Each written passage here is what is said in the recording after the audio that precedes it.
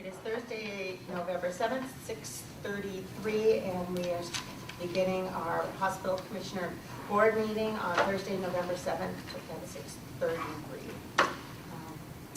Now that I've called over, it's still time for flag salute. I pledge allegiance to the flag of the United States of America and to the republic for which it stands, one nation, under God, indivisible, with liberty and justice for all.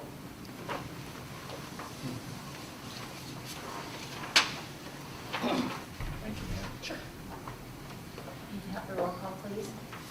President Norris? Here. Vice President Herron? Here. Secretary Spikers?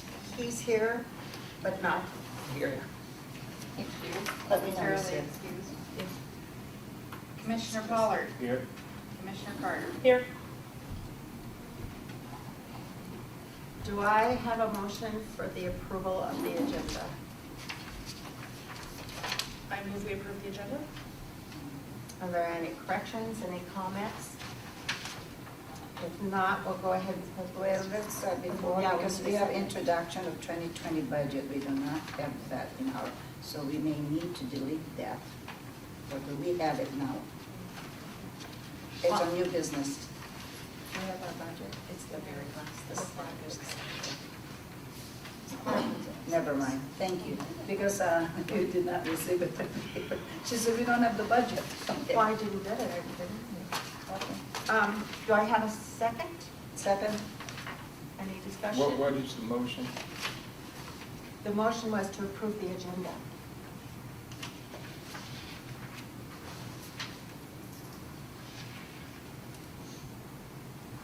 You have a first and a second? All those in favor say aye. Aye. Opposed? Are you abstaining, Commissioner Pollard? Abstaining, yeah. All righty. I don't have any communications to share this month. I'm going to turn over to Dr. Wisdom. Huh? Yes, I am. All right, well, I'm happy to share with you. So tonight's budget presentation has been a significant amount of work, and only because of the detail that we're trying to put into it, knowing that this next year is so important to be right on budget. So as in all years, it was very important this year that the budget was contributed to by all department managers as well as the executive team. So our managers are actually held accountable to their monthly budget, so it's obvious that they would be a vital part of development of the budget. And then once all of the contributions have been made, it really has undergone hours of detailed work by the finance director as well as Steve. The basis of the budget, as we will present later tonight, it's very conservative.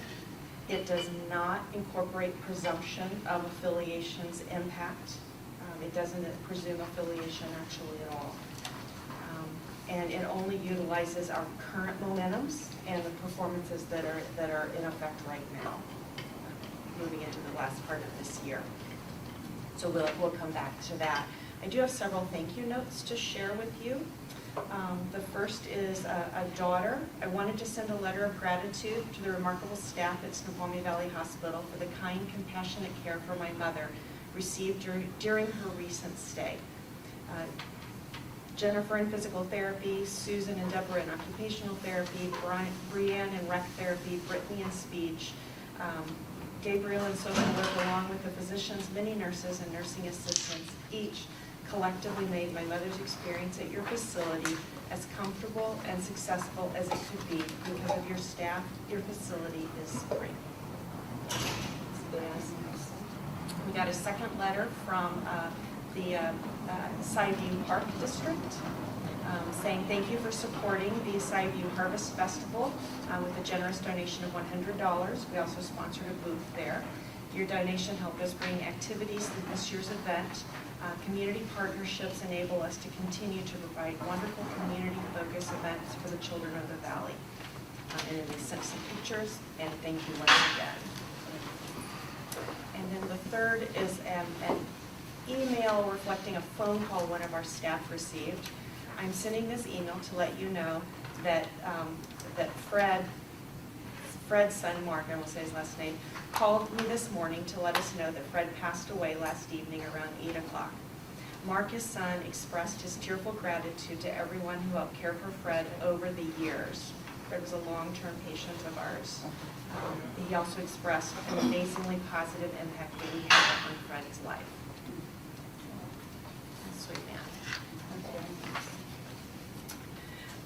We continue to have ongoing priority for community engagement. So this month that include Halloween and Harvest Festival events, one which we got the thank you note for.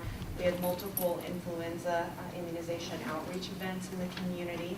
And then we also were invited to participate in the first meeting of Mount Si High School's Community Advisory Group around education associated with health and fitness and in their athletic events, and to develop their education programming going forward. So it was we were very touched to be asked to be part of the foundational development of that. So getting right in. A few weeks ago, I met with Representative Bill Ramos, and really for the purpose of just establishing us here in the hospital, both as a resource for him, and also reminding him that we're an effective party should any health-related legislative topics come up. And there are similar meetings being coordinated with Representative Callan as well as Senator Mullen. Also had an opportunity to meet with Snoqualmie Amateur Hockey Association. So this is the group that's coming in for the hockey rinks up on the ridge. They are a youth league and really started to just have some conversations to see if there's a way that we can creatively think about how we partner together. The medical community or the medical committee, we had a chance to talk about this as well. Nothing of substance yet, just conversations being opened. And the interviews for the CFO position are nearly complete. Expectation that we'll be ready to extend an offer by early next week. Steve isn't with us tonight, but he's agreed to remain in a consultant role for 3 to 4 months so that we can have a smooth transition. He had intended to be here tonight, but had a medical procedure yesterday. So we said we could present the budget to you because he'll be here throughout the next week and be able to answer questions, and then next week when we have the actual budget hearing. So can people email him then Absolutely. with questions? Yeah. Absolutely. And then our November 21st work study, and let me just pause not to create confusion. We do have a November 13th affiliation work study, but I'm just speaking about the following week. We have our November 21st work study. It's already quite full.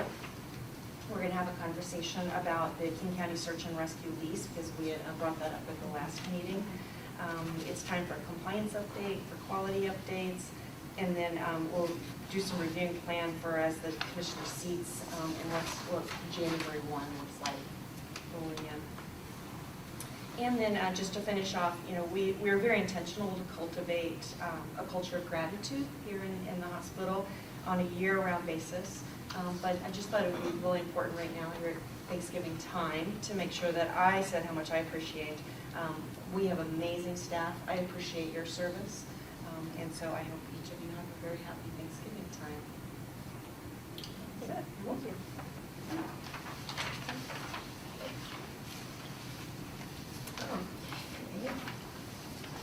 you. Legal counsel, do you have something to share with us? I do.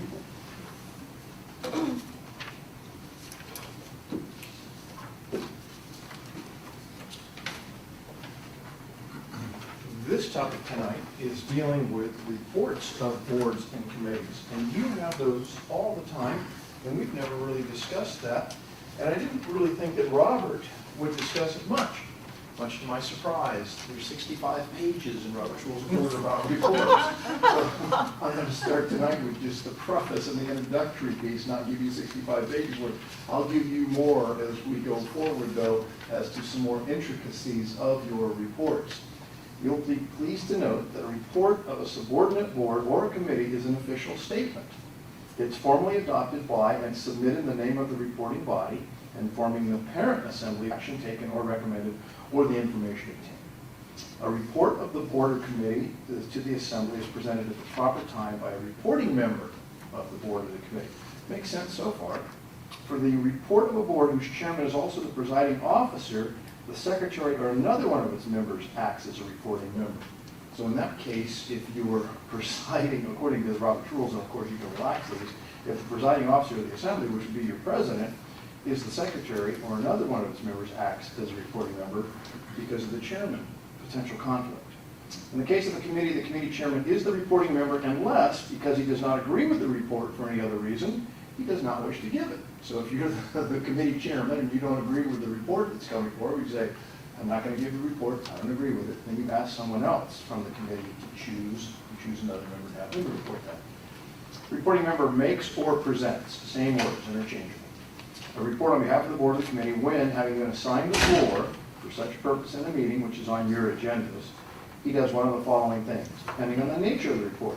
Renders the report orally, if it is not in writing, reads the report to the assembly, passes it to the chair or the secretary, or announces that he is submitting it and passes it to one of the officers to be read or by reading of the clerk. When the assembly hears the report, thus read or orally rendered, it receives the report. When you see italics words, those become important to Robert. We want you to know that there's an important word. You receive the report. You're not accepting it. You're not voting on it. You're not adopting it. You're receiving it after it's presented. The terms presentation and reception accordingly describe one and the same event from the respective viewpoints of the reporting member of the assembly. So it's being presented and you're receiving it. So that's the introductory part. You'll hear more about your reports that you're giving each month. I have a question Yes. for once. So, I don't read the entire report, You do not. and I don't do that for several reasons. I like to hit on the things that are most important, I think. Right. And anybody else that wants to read in advance, we usually get these a week ahead of time or so, can ask me questions. Correct. So I don't have to, I understand, I do not have to You do read the not. entire report. Yeah, you would only read the entire report orally if it's not in writing. Your report's in writing. You don't have to do it. Okay. If it was not in writing, you would not think that your other fellow commissioners are telepathic, so you'd have to then orally give it because you have nothing in writing. Okay. So you're not required to read the entire Okay. report. Thank you. Welcome. Cannot read when it's not in writing. Say that again? We cannot read when it's not in writing. That's right. Correct. More to come. I know you can't wait, but you'll have to wait till next month. Okay, next on the agenda is approval of the minutes for October, consent agenda, yeah. Did I get approval for consent agenda? I make a motion to approve the consent agenda as is written and proposed. Is there a second? There's something I'd like to discuss on the minutes. Is that okay? You would just, during the request for the consent agenda, you'd say, I have a question about something on the consent agenda. Okay. Yeah, that's what you do. Okay. Okay, Madam President. On the minutes from the special meeting, in the back where we have the good of the order, I'm wondering if it's possible in the future, and if these could be amended, to add who is making the statement for the good of the order? Or perhaps even taking the good of the order out entirely, because I think in a section of Roberts, it actually says that you don't put this stuff in any approved minutes, because you're not writing down what people are saying, you're writing down what decisions have been made. Are you talking about this special meeting? Special meeting On the- minutes from October 15 on the back, you've Oh, on got the back. the good of the order. And you've got these 4 bullets, and these are Yeah, 4, independent statements by individuals, not statements of the board. Oh, I see. Yeah. Under other? Under item number 2, and then says sales salary, and then good of the order, commissioner comment. In the back page of the special meeting On minutes. page 4. Got it. Page 4. No, down here, This the one good right of the there. order, Okay, I This got good it. of the order, commissioner comment. Yeah. There's 4 bullets. Yes. And Okay. that's where we have our opportunity to, say our piece as an individual about something. All right. And so I think it would be good to either eliminate that, as it's not really part of the agenda, or put names next to it, so that we know whose statement it is. Mhm. Yeah. That's, Now what do we do? that's on page 4 of which Here, you minutes? It's the public. Yeah, I it's- saw that. I thought that was very awkward to put the good of the order comments there without identifying who gave them. There's a section in Robert's Rules, it's 48, page 468, that says, "In an ordinary society, the minutes should contain mainly a record of what was done at the meeting, not what was said by the members." We had that as a presentation on your Robert's Rules of Order one evening. Nah. So you can adopt minutes that are rather detailed, very descriptive, or you can have them very brief, as long as the action items are noted and which actions are taken, of course. I can just tell you from other experiences, other boards, commissions, they tend to say that the commissioners provide the good of the order comments, and that's basically it. They don't go into great detail, unless there's something really specific that needed to be called out, that was special about a meeting coming up or something. So you really have the ability to manage and craft your minutes to be the way you want them to be. If you want the commissioner's comments in there, then you should list the commissioner that made those comments, though, because it's unclear here as to where those comments came from. So two choices, Madam President, is to consult, I think, with your board members and determine whether they want to have specificity, what commissioner said what, and you would modify these minutes and amend them tonight, or ask that they not be included in the minutes unless the body otherwise agrees to at that meeting that they should go in the minutes for some reason. It seems to me though too, we have a public that really wants to know what's going on and who's doing what. So with the public that watches us, I don't know how we can skip that. That transparency thing that everybody wants in this community kind of goes out the door if you don't say who said what or didn't say what. I think it's a good opportunity for individuals to go on the record as individuals, but I think then we should just put their name. I agree. Sorry. Is this something that has to be put in motion and we vote on it? No, No, there's a request here to Point of order. question the minutes. So it's a discussion, and in essence, basically a point of order from Commissioner Carter says, I have a question about the minutes. And she's either going to ask that they be amended or changed or modified, but right now she's just questioning that. And I'm sorry, Commissioner Pollard, I interrupted you. No, that's all right. I just said point of order when I get opportunity. The thing is, we've adopted Robert's Rules of Order. And Robert's Rules of Order says you do not put the discussion in your minutes, only the actions, as Commissioner here mentioned. So we either got to decide, are we really going to follow, as official policy, Robert's Rules of Order, or are we going to do our own thing? You can't have it both ways. Well, you Isn't that can, you correct, could, which is Mr. kind of Hauser? what, Commissioner Pollard, Yeah. isn't that kind of what we've done, is do it both ways, and that's probably part of the confusion? Well, it used to be that we would put in there everything that anybody said during public comment. And then Tom Parker changed that to just say public comment and the name of the person that gave it, but we stopped including the comment itself. I don't know, it just seems to me that we should either adopt, or rather follow our decision to follow Robert's Rules of Order, or we should start loosening things up. But as far as this particular issue goes, it says, good of the order, Commissioner singular comment. And I sure would like to know who that was, because I don't remember this. And So, I think the best thing is to take it out, but it would still be interesting to know at this point who was that gave that comment, because I don't remember it. There were multiple, to my Yeah. recollection, these are. Number one these is are- mine, I know that was Yeah. my comment.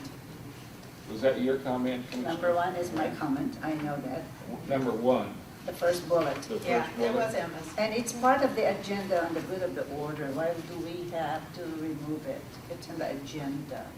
It's in Is our it? agenda. well, how do you feel about leaving it in as is, but adding names, and then adding names in the future? That would be my preference. Well, So, Madam President, if I can, I'll read from Yes. your adopted rules of procedure, Yeah. that as you may recall, several of you worked on it for over a year.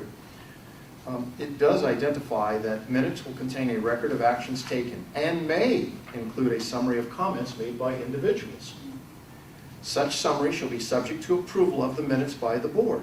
The names of people who offered public comment will be included. So you could do that, it's just that they need to be approved or amended, is what you're doing now on the consent agenda. And so I think the point that Commissioner Carter is making is, I think they can be in there, because they are a summary, they're brief, but they should identify who made the comment. And I don't think that's in contradiction of Robert's rules, because you have a set of rules of procedure that you've adopted. Commissioner Paul. Clarification. Commissioner Herron indicated that she made, or rather offered that first bullet, all for fairness, everyone should have a chance to be heard. I think we all agree with that. Yep. But I don't understand the second bullet, good opportunity to table censorship due to timing. Who made that comment, and what does that mean? I don't know, my guess is that that may mean that if we're on a timeline, or that if the discussion gets too long, that we might need to shorten the conversation. Table censorship, though, what does that mean? I made a motion for censorship, and I believe that we tabled that motion so that you could respond at next No, month's I meeting. think that has nothing to do with that other issue. Good opportunity to table censorship. Due to the timing. Well, I know we're discussing this again, but Yeah, we can comment, so what I would like to do. I'm actually But at the, Chair will recognize David Spikers first. I don't think he said anything yet. I think we're going way off track on this. I think there's a good suggestion, and either we go ahead and amend the minutes or not, and move forward. Let's get this ball rolling here. This is getting kind of ridiculous. Well, I want to make, Chair Madam recognizes- Chair, Chair thank you. recognizes- I'd like to make a comment as well about that particular, I know I was going to put it under the bottom of our good of the order, but I just feel like that that censorship is a personal thing. It is not hospital matter. It's not a hospital business. So why is it that we as a board have to be involved when it relates to just 3 individuals, some commissioner, I'm sorry, Jen, and I myself was not private, was not part of this. So it's all personality.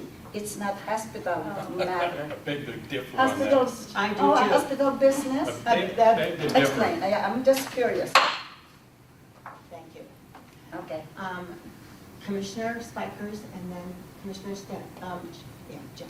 Okay. It was brought up because there were clear violations of Robert's rules of procedure. And that's why I brought it up. And that we adopted Robert's rules. I laid out the law before I said what the facts were. So we can bring this up now, or we can wait until to a later time that we've already decided to table this until next meeting. So why is it coming up? Yeah, go ahead. I'm not going to say, go ahead. I'd like to make a motion that we amend these minutes to add who said what, and that in the future, we add what commissioner made what comment during the good of the order.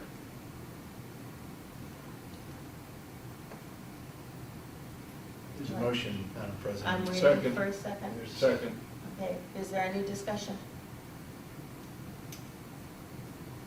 I'm not sure that I agree with doing that right now. I don't know really what the value is of it. I think you can hear it on the recording. It's public on the recording, who says what. And I believe it's on our webpage, isn't it? So anybody that wants to know anything that happened, we're pretty transparent in my. Okay, may I just ask a Parliamentary question? inquiry. Okay. Yes. But what are you Commissioner Poe. actually saying, Madam Chair? Are you saying to remove this then? Is that what you're saying? What I'm saying is, I think that if we want to amend this, we can say something about it, but we can't. I don't feel comfortable amending it now and accepting it now. I think we should put it on maybe the next agenda, next board meeting agenda. That gives us time to think about it and decide how we're going to handle That's okay So with me. That's fine, sounds good. Okay. Question though, I have a question for you, legal counsel on the Robert Rules of Order.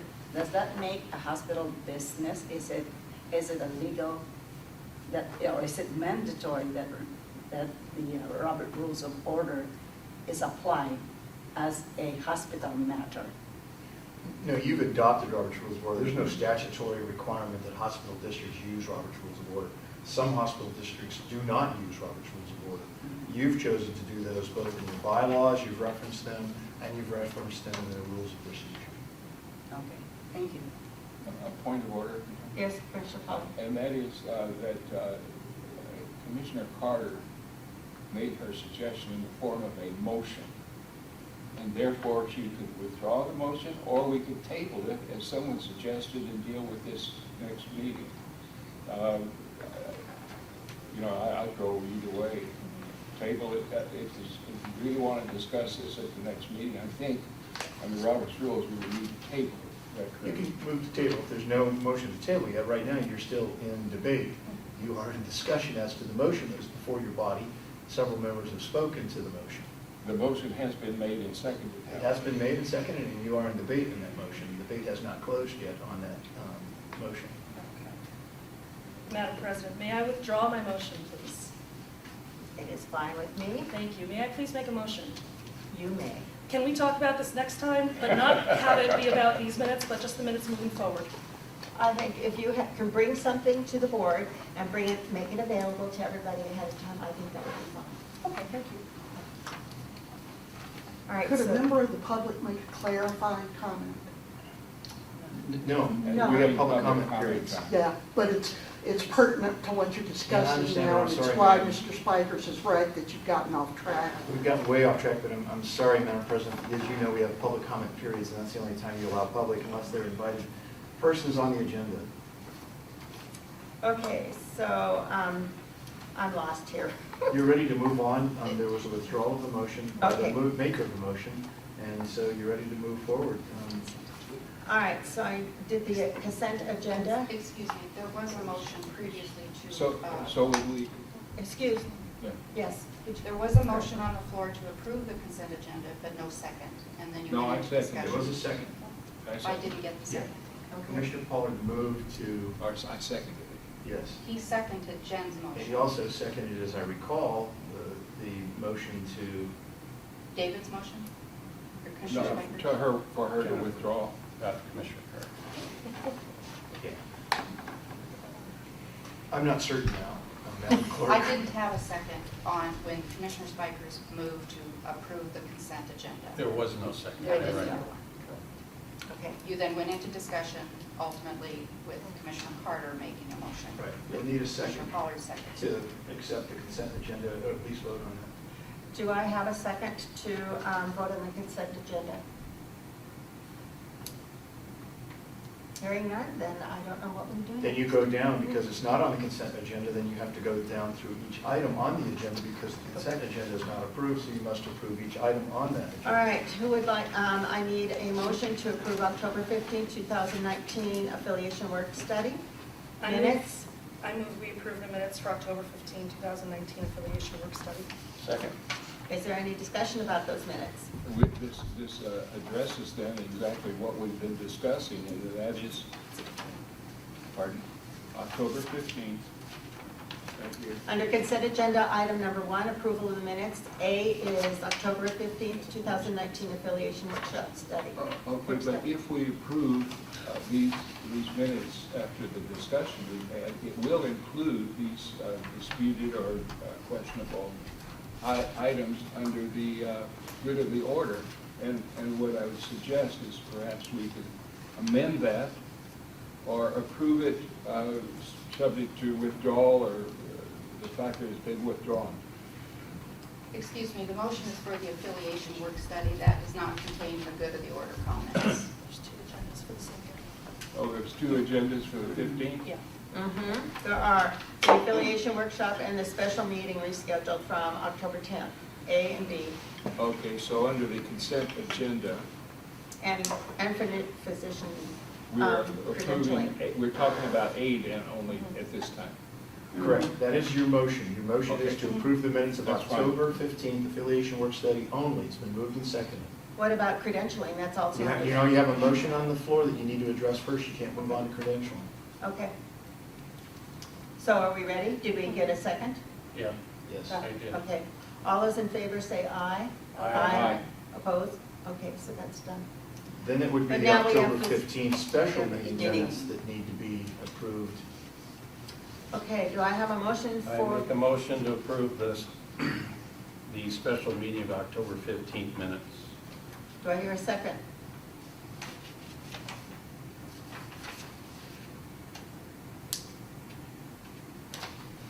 Without a second, we cannot go on to vote for them.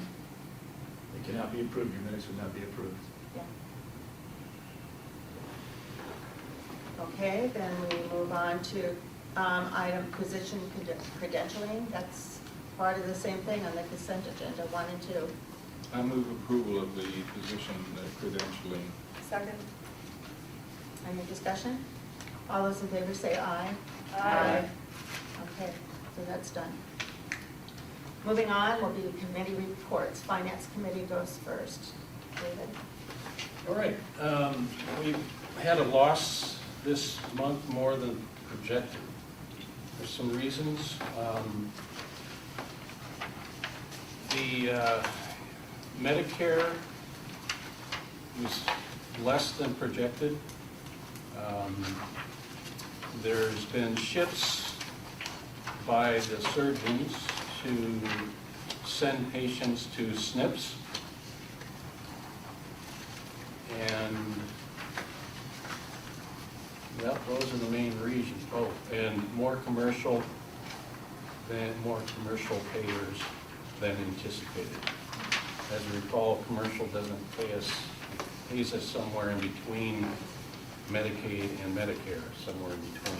Can I make a comment with that too, David? Also, they are the longer decay. They can take up to 60, 90 days before the commercial pays.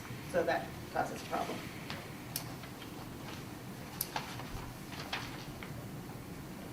You have the floor, Commissioner Spokers. All right. Inpatient days, we're about even, not too far off from that. We had numbers that were comparable to budget. Our budget, if you know, is about 22.5, and we're right in that area.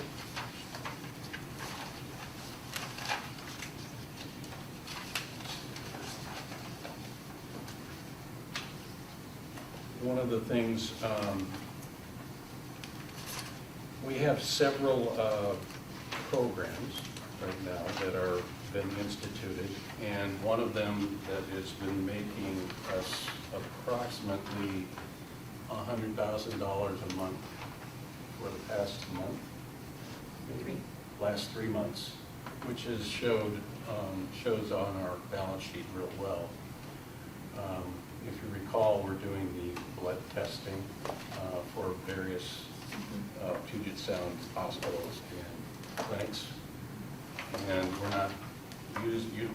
all we're doing is utilizing the staff we have for that, and we have some expenses, but we figured out it's somewhere around, it's going to be somewhere over $1 million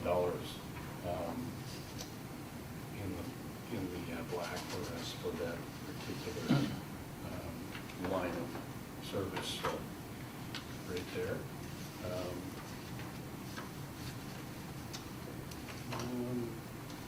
I don't really, it's just been one of those months where we're working on AR. The AR is coming down a little bit. There's been a plan instituted, and to bring it down, we're hoping to get it down to about 55 patient days, or 55 days. So If we get it down around 50 to 55, that's what we're hoping. And again, what's caused this partly is the Medicare Advantage payer. It pays us the right amount, it pays us good money. But they have to go through several steps to pay us, so it takes twice as long, and that's why. Where we end up with We end up Full with amount? Full amount, but we just don't get paid for, they have to go through several procedures, I guess, to verify everything. I don't know what we can do with that other than, I have someone that works for them working for us also. I don't know. So those are the main things. We are all within our, we're in all of our bond covenant parameters. I foresee that we'll probably, for the first time, I know I've mentioned it the last couple of years, I thought we were going to be breaking even. And this year, it looks like we will, for sure. And it will probably be at budget, which was, I believe, 190,000 or something like that.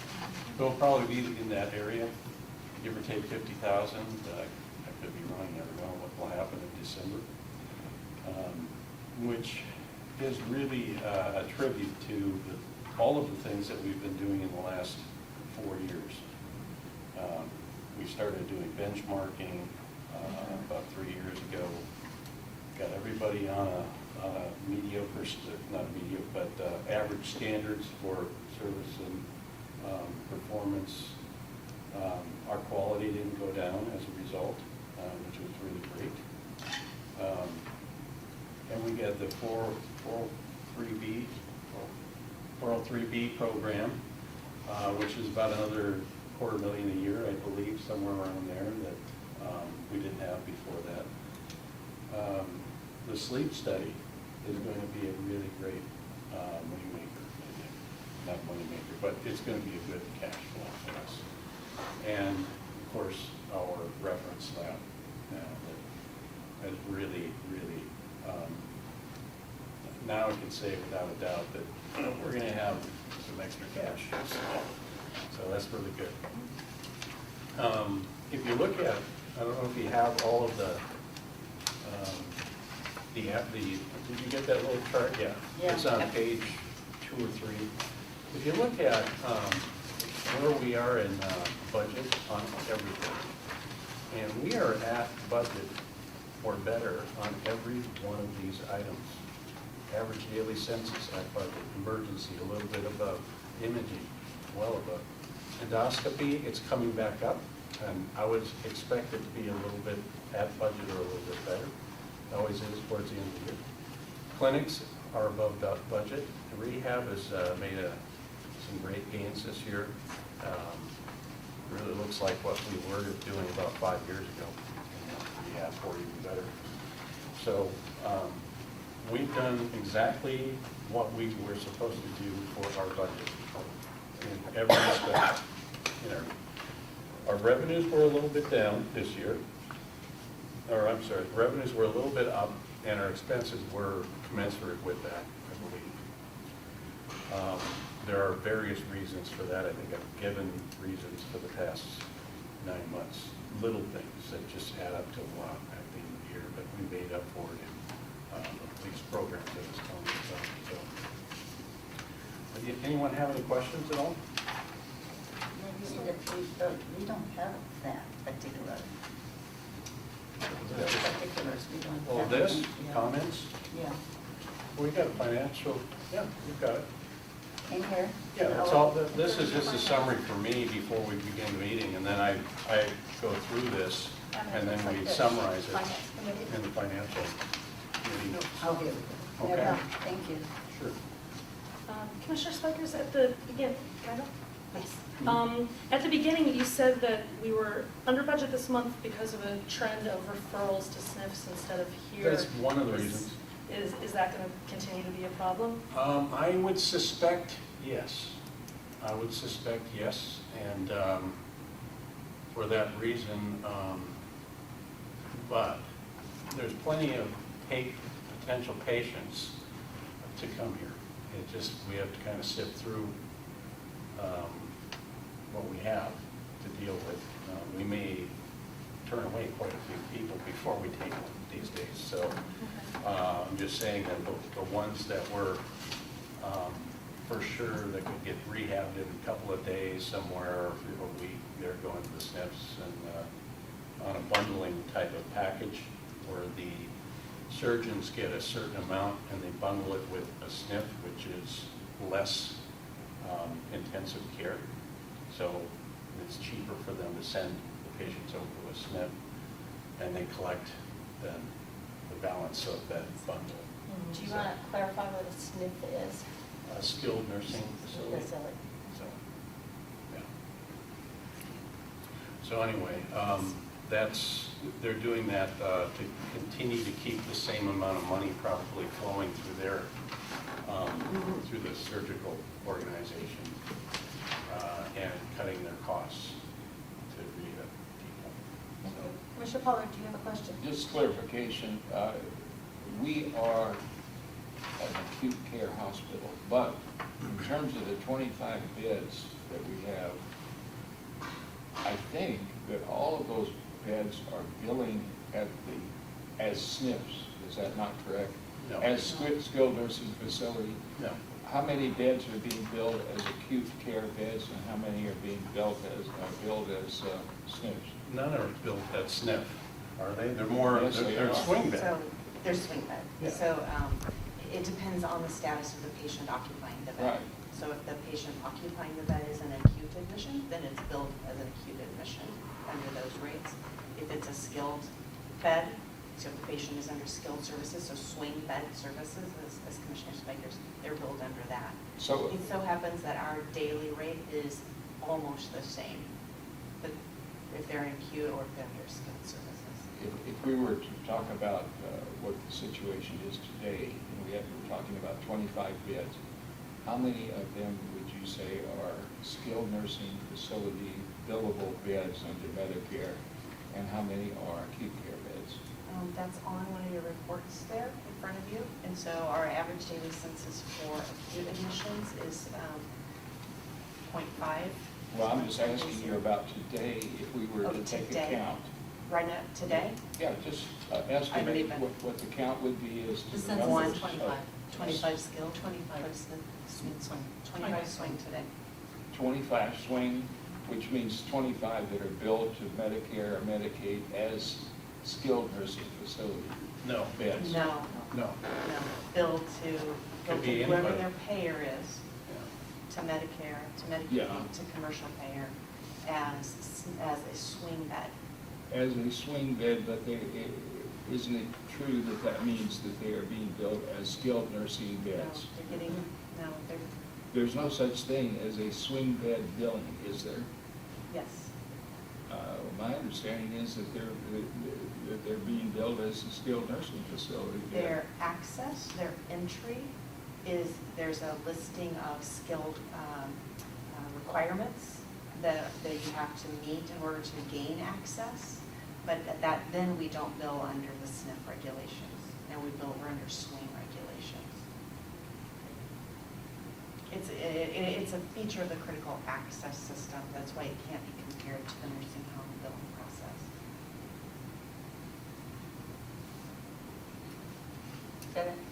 Another question, Well, Commissioner just Pollard?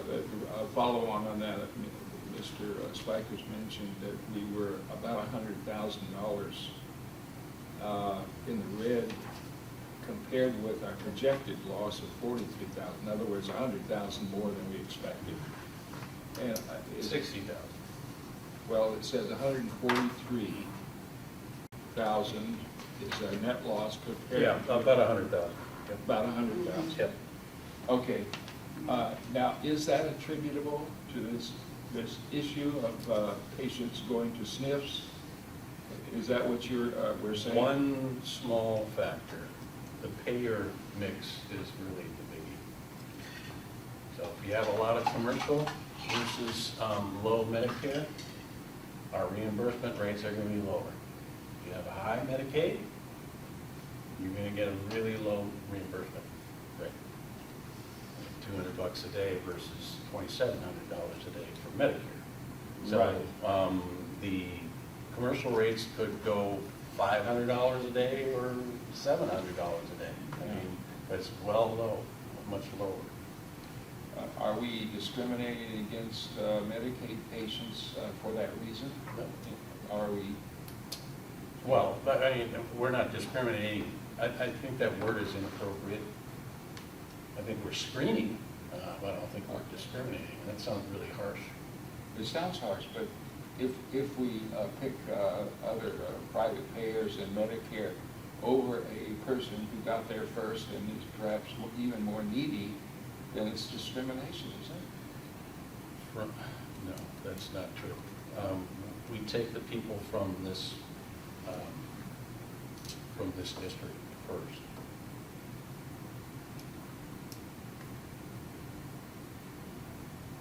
That's fine. I No presume matter that's what fine. no I matter don't know what the their law payer is, but. No matter what their payer is.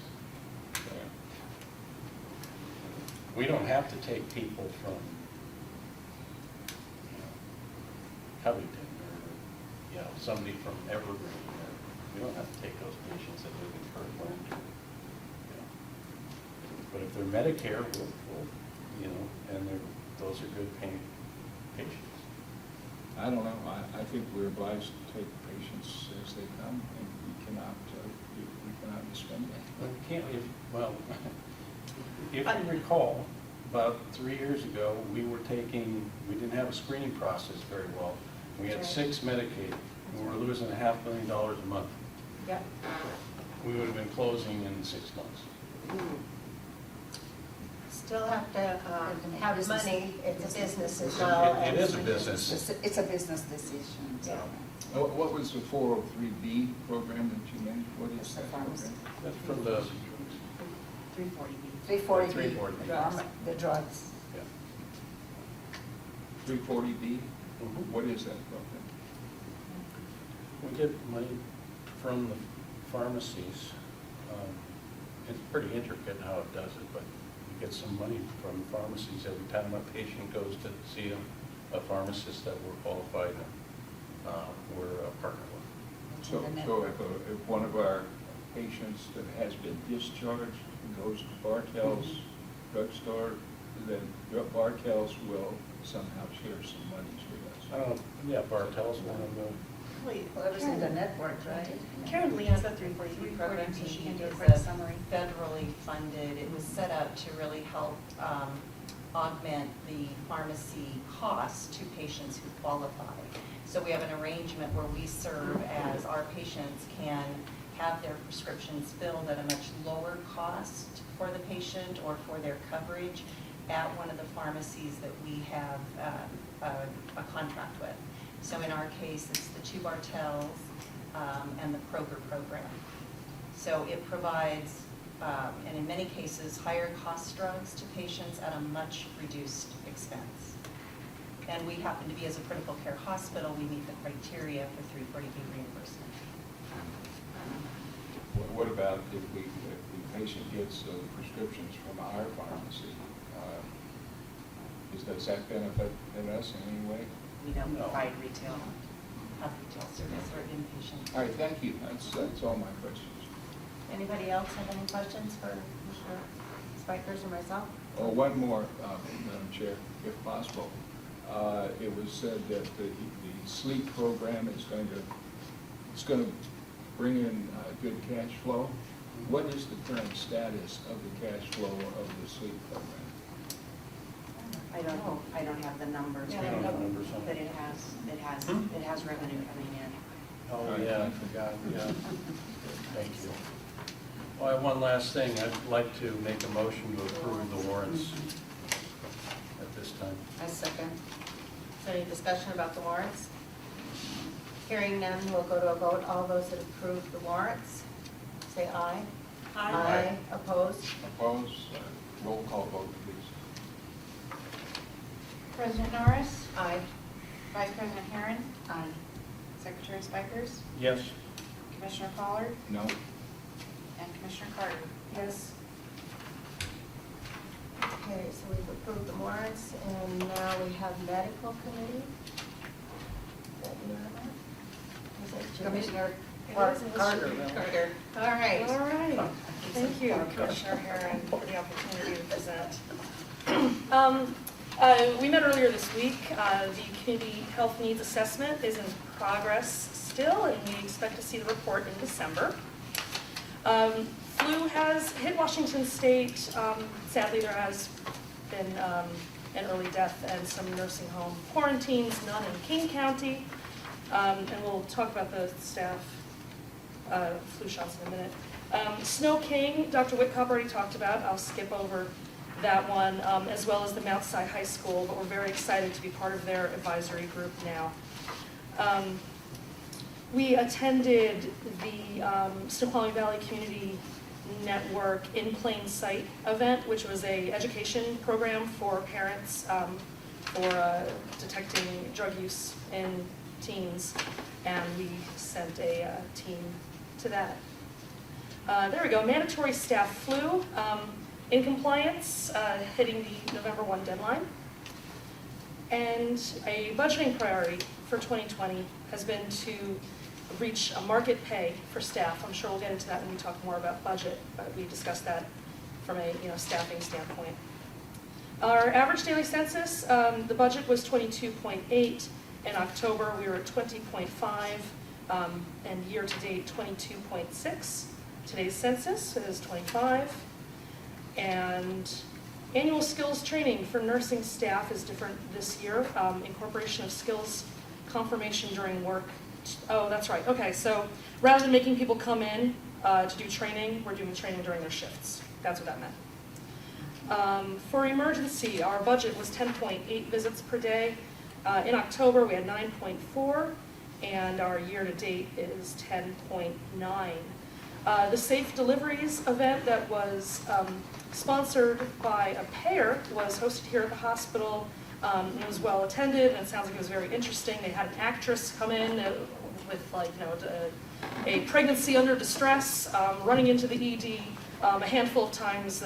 6 rural hospitals participated, and they successfully delivered 6 Cabbage Patch dolls, I think, during the exercise.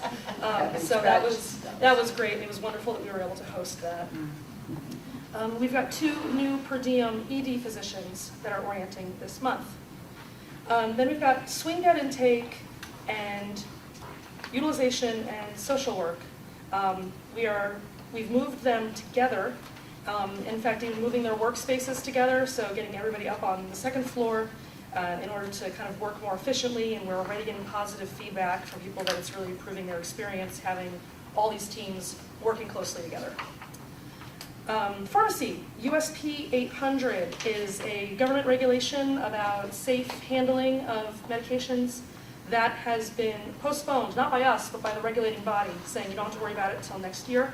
So we are going to not worry about it until next year. Infection prevention, we sent a team to a WISHA-sponsored Delta Safe Table for CAUTI reduction. And it affirmed that we were addressing all the common issues with CAUTI and confirmed that this is a challenging problem for all local hospitals. Reference lab, we just discussed growing into a real successful service line to the point where we are modifying the workflow. The earlier workflows for a very low volume lab. Now that we have a higher volume lab, we're still certainly meeting all safety and quality regulations, but moving things around faster to keep up with the increased demand, which is really fantastic. Bringing pathologists from reference lab onto the medical staff allows us to bill for services that they provide to us beyond basic lab tests. It supports our position to protect patients from surprise bills. So you'll see there's a whole bunch of pathologists here on the medical staff credentialing. Giving them that credential allows us to give everybody a single bill, so we're not getting some random labs bill surprising patients. I know those always bother me. Clinics. Referral and authorization team continues to demonstrate value. Medicare annual wellness visits. The focal point for clinics this quarter is to increase participation. And one thing that we're trying out that seems to be working well is rather than the physician doing the wellness visit, they are being conducted by nurses so they stay on focus, don't go down a rabbit hole, and get that wellness assessment done. If there are any topics that the patient brings up that need follow-up, the nurse takes a note and then gets a referral later on. The state vaccine survey occurred, there were no deficiencies, and we received accolades for clean processes. So congratulations, hospital staff. We have a number of medical committee recommendations for credentialing. The medical staff fourth quarter meeting is going to be their annual dinner on November 12th. That is when the 2020 officers will be announced. Heard the election has taken place and they are going to announce it, and everyone will be surprised on November 12th. We were offered the opportunity to ask further questions. Commissioner Herron and I didn't have any further questions other than what we'd asked during the meeting. But we did want to come back and talk about medical staff credentialing maybe in the new year. We just want to learn a little bit more about what the medical committee does, what the process is, so that we know what we're looking at every month. And our next meeting is December 3rd, upstairs, where we will be reviewing the charter. Okay. Thank you, Madam President. Are there any questions from the board? Hearing none, we will then move on. And that would be facilities. Do you want to do, are you doing medical on you? Because I can You do facilities. I'll do facilities. Facilities. Doesn't matter. Old business, day room. Temperature has been an issue for quite a while. The probes have been placed throughout the room. Thus far, it has been determined that the variation in the room temperature is due more to individual user adjustments. Temperature changes in the size of the room would take time to adjust an overall temperature of the room. Modifications performed several months ago appear to have been effective, and no further interventions are necessary at this time. The activities, search and rescue, we have quite a bit of discussion about search and rescue, wherein they shared plans for improvements to the site they are currently occupying. Some of the improvements are obligations as required by King County. These include underground holding tank, permanent landscaping, and covered area, just to name a few. In the course of meeting with King County Search and Rescue, made it clear how well this site is working for them, and they desire to find a permanent home. Therefore, they are interested in a long-term lease, or may even be interested in purchasing this portion of the East Campus for the future. King County Search and Rescue need to weigh the balance between the investment and expenses of improvement against the length of the lease. Just so you know, those are all in the works. They are looking at available space in North Bend, but prefer the East Campus. They are asking for feedback before the end of the year so that they may either let the property in take the property in North Bend, or go further to explore an alternative site. The request to the committee at this time is whether they are willing to explore potential of long-term lease or sell the King County Search and Rescue. The committee is not opposed to reviewing proposals. Do you want to ask something now, or wait until you get done? Holding paper in the air. Oh, okay. Perhaps The next was the access about traffic. It's been confirmed that the city is reconnecting the loop of the water line on the A parcel site off of the Frontier Avenue. This work will likely continue over the next several weeks, which I think is what we've all been seeing. Scott Novak, Facilities Director, attended the first occurrence of the weekly construction meeting regarding I-90 and SR-18 interchange auxiliary ramp. We have been invited to attend weekly. However, we are on a distribution list of all the parties and have their contact information should we have questions. They did confirm that they have high awareness of our traffic concerns and informed us they will have a flagger to help control traffic for entering and exiting the hospital. And they've had a lot of construction. I think all of us have seen the construction going on at the interchange recently, especially right down here. Maintenance issues, there are none. Facility usage, you can see the list: Encompass, CarePoint Clinic, Snoqualmie Rotary, Mount Si Cottages, homeowners, Daisy Girl Scout Troop, Mount Si High School's Cyber Defense Club, and host site of WRHC, Emergency Department Obese Simulation. Environment of Care, Emergency Management. The Emergency Operations Plan was updated and finalized to present to the Safety Committee. We are only required to update this plan every 2 years on the federal level, but we update it annually here at Snoqualmie Valley Hospital. Fire Safety Management, third quarter of fire drills were completed. Determining exit routes will be added to future drills. Hazardous materials was done. Medical equipment management, there's no report from them. No report from physical plant. Safety patient handling, no report. Safety management. The Safety Committee charter for 2019 was updated and reflected the recent staff changes to the committee membership and presented to Safety Committee for approval. Security management, no report. Utilities management, as recommended by the Department of Health, we have done a water testing for a baseline of water quality. The test results should be back by the next Facilities Committee meeting. Our next meeting will be Monday, November 25th at 8:30 a.m. in the East-West Conference Room upstairs. Okay, one thing that I wanted to add. Commissioner Pollard. Sorry. I have a Go ahead. I question. thought you had- Excuse me, go ahead, Commissioner Henry. Okay, one thing that I wanted to add, because we have a discussion about activities, especially the KCSR lease. Just to clarify, we are leasing that at $1. And so if they are interested in a long-term lease, the question is whether that will continue on $1 lease. So that's the question. This is all informational right now. We have not decided what we're gonna do, and if it's going to affect the total parcel, if we decide to do something or sell or whatever. So what they're interested is just a portion of that property. Just the portion they're already on. Right, so that's just a discussion, it's not, but I just want to make sure that we are clear, that's $1 lease. And if it's a long-term lease, will it continue on that same monetary value? I don't know. Okay, so that's something that we can discuss later on down the road. Okay. Will I that just be a wanted to make discussion sure at a future board that meeting? we are- It'll first come out of Facilities Committee. We'll talk more. I know that the administration has been talking with them.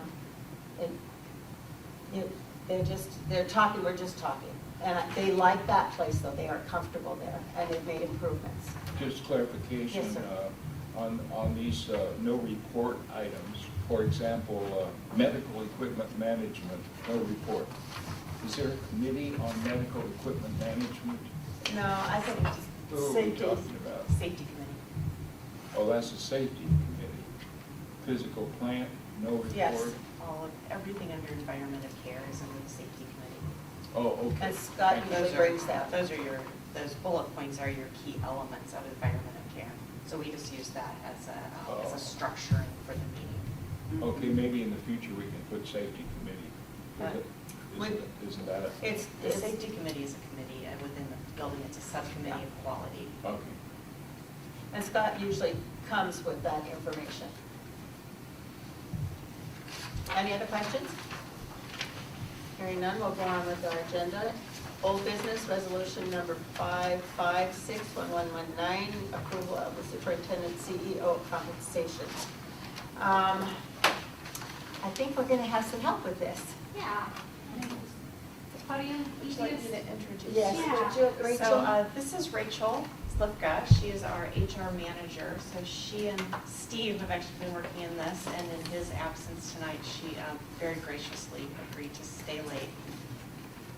Thank you. Present her work. Yes, Well, it's a pleasure to join. I'm just going to stand. This is that's a perfect place. perfect. I don't want to spread out. So when we were looking forward to doing annual salary reviews for 2020, we noted that we never adjusted Dr. Wickup's salary in 2018, November of 2018, when she took on the additional role of CEO.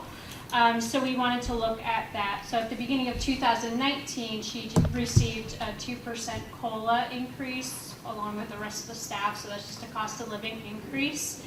So Steve, myself, and with input from the members of the Finance Committee are proposing a 5% bonus to be administered in November to recognize Dr. Whitcup for meeting the outlined quality measures, which are in your packet.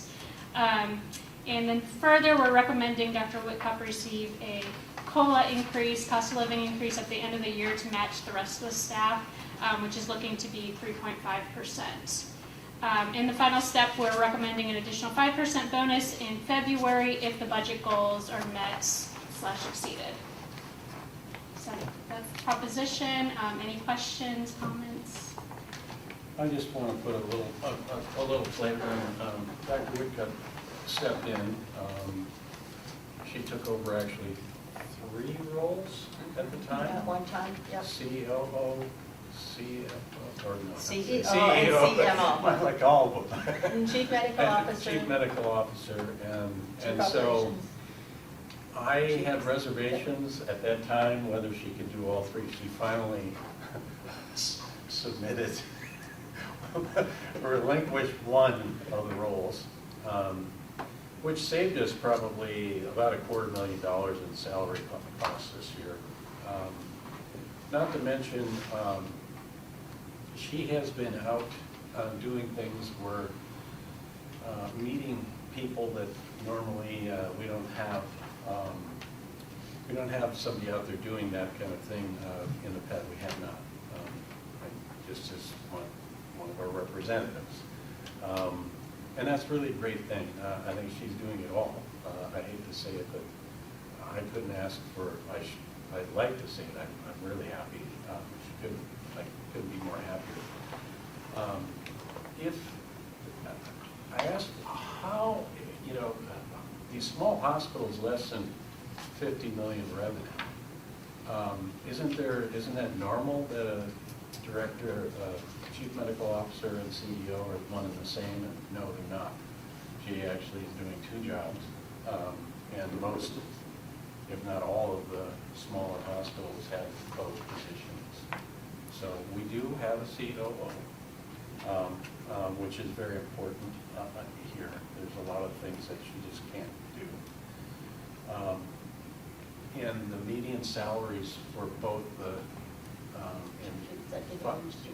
chief medical officer and CEO were in the neighborhood somewhere around 600,000 or something, 500. I was amazed at, yeah. So, Yeah. I think she's truly well worth our recommendations. And not to mention that she single-handedly, because I asked her, look, did you get any help from anybody for getting the reference labs? No. How about the sleep thing? No. She has been very instrumental in being able to put this hospital in the black this year. And she's had an eye on quality all along, always has.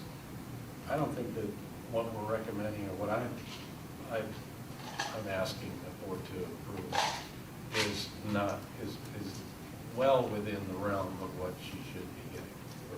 I do have several questions Okay, and discussion when you So that's all I want to say. You can go ahead. Well, no, you can't give her permission. I give her permission as president. And I sit on that committee also, and we have not been paying her what other like entities are paying. We have been below. We hear that we've overpaying. That is not the case. We have HR that has done searches for us to find out just exactly what the median is and we've been under. And she's been working 3 jobs for over a year and only getting paid for 1. Okay, Madam President, may I speak now? Because I have several questions.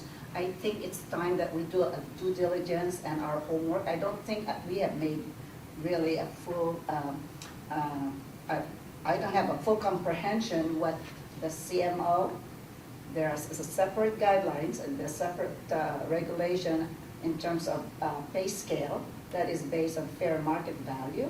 The same thing with the CEO, and then of course the physician's patient care service. And so my question here, so I'd like to just read them. First of all, I want to see what the CMO contract is, and we haven't seen that. Have you? And second of all, do we know what is, just to be transparent, what is exactly the salary of our doctor we cut 6 years ago? Because I think it reaches that threshold where it's like 208, correct me if I'm wrong. There is a general, or what I would call a national average for all of these hospitals, CEO, that are, whether you're 1,000, 2,000 beds or 25 beds, the average pay scale for a CEO compensation is $230,000. So now, if we are looking at, because she's wearing 3 hats, and I would like to see each individual position's roles and responsibilities. We have not seen that. Okay, and if she is serving on 3, what is she collecting? Or I don't know. I don't know what the salary for all 3, and the salary from the very beginning is at $288,000, because that's what I saw on the hospital website, the Washington State Hospital. There are 5 executive teams that are being paid 6 digits. We are a 25 critical beds, critical access hospital. With 6 digits, I don't see how we can afford to really increase more of that unless there is a specific job description for each one. And I know that if you are, physicians get paid more than CMOs because they are directly on patient care, correct? So the CMO has actually always been the highest paid executive role. Yeah. So the CMO, which Dr. Woodcock's current salary is right at market for that, that's always been historically the highest paid role. So we're right on market with just the CM role. So the question then really is what to do with the additional responsibilities of CEO role. I want you to walk us through that steps, okay? And so I really would like to understand more before we make any kind of approval. I want to know, how did you determine, let's just say that is the $288,000 is a fair market value. After hours work based on market value, correct? Then the difference in hourly rates, if we look at fair market value, for physicians practicing patient care is higher than a CMO. CMO is less. So I can't speak to the physician salary. The CMO though, we have salary data that we subscribe to from a survey company called Gallagher, which is statewide. It's a popular survey, and hospitals our size participate in that, and they actually split up the roles based off revenue.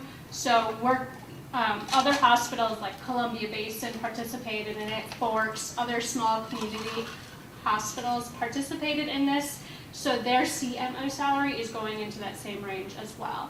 So the data that we're pulling from is well vetted, and we're not being judged against large hospitals. I want to make that portion clear. It really is with small hospitals under 50 million in revenue.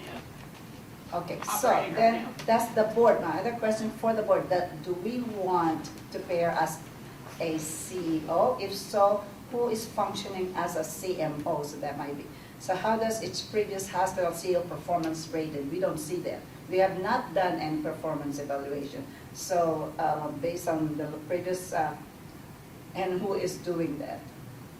That you got The performance evaluation? Yeah. Where is it? We don't see any of that. We have not done that. Yeah. That's why I said. Wait. That has been the board's responsibility. The board has not done it, and when we last tried to do it, people refused to do it. So if we're going to do it, the board as a whole, not the board as a whole, would do it. Well, in that case, if there's no performance evaluation, are we talking about increasing a salary? Okay. Well, we're talking Now, let about. me just finish. Wait, no. Let me just finish my question here, so that I don't. So now that she is the interim CEO, does he still see and handle patient care? Because we're going to look at all these positions: CMO, CEO. What's the other position? Chief, the COO. COO is now, but Karen. that's, yeah, for, Karen. that was temporary, okay. So, if so, who is handling them? Because if she's also doing CMO, she cannot be paid for it if she's not dealing with patient care, okay? So we want to know what are we paying for that particular position? Those are my questions now. You can go ahead and talk, Madam President. I'm done. That's Yeah, my so I think the question. role with the CMO has always been overseeing the physicians and the actual practice. So the actual hands-on time with patients, and Dr. Whitcock can probably speak to that, but it's always been relatively small as CMO would be my understanding. It's always been a leadership position overseeing the physicians and the clinical side of things. So there is a lot of responsibility on that end as well. It's, so I guess. I'm looking at fair market value on what, what the base salary for all of those Mhm, positions. You're following me? Yep. So the CMO value is right actually at what her salary currently is. So then the CEO market value is actually less, and that's what it always has been. It's always with Tom here, that was the same case. So I just want to make that clear if that helps to explain the I difference still between need the to two. do my homework. Okay. And do you want to see salaries ranges set up? Salaries, metrics, roles, and responsibilities for each of those positions, so we know what we are paying for. And I think it would be helpful, maybe, I hate to say that, but maybe we have to, if we're going to vote on this, it may be next month. Yeah, here's what I want to say. Well, Thank you. but I think we all, you're right. I think we need to get more information to the board as a whole. Don't, Emma. But what we do need to do is we need to all collectively, everybody needs to have the same information. So it means we're going to have a board discussion of what we want to see and get the information that you gave to Finance Committee. And Okay, then- Madam but President, I have to that's- say, That's going to make it go out longer. And the one thing we need to realize is we are not up to par. We are behind what she deserves. As a board, we have not been responsible. yeah, I think what we need to do that I'd like to, this is what I'd like to do, meet with the CFO and the Finance Committee, along with all other commissioners that are interested to hear how they determine these amounts and appropriate.